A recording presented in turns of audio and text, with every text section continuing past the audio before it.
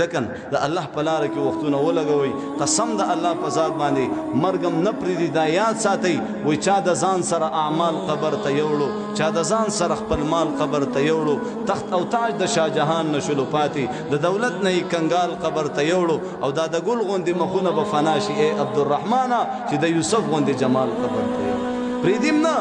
کوشش وکړئ ان شاء الله مونږ به سبا په قبر کې پراته یو چې په چا دې محنت کړی دی هغه به زما عزتمندو سروزې پسې سروزه لګوي ابه څلورو میاشتو لځي ابه حج کوي ابه روژه نیسي ابه زکات ورکوي د هغې په زړه کې به د الله یره وي حرامونه به ځان ساتي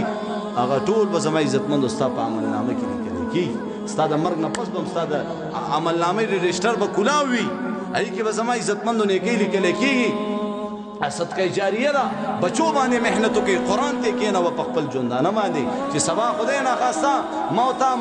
مړه زما عزتمندو خدای ناخواسته زما او ستا دا بچي به چېرته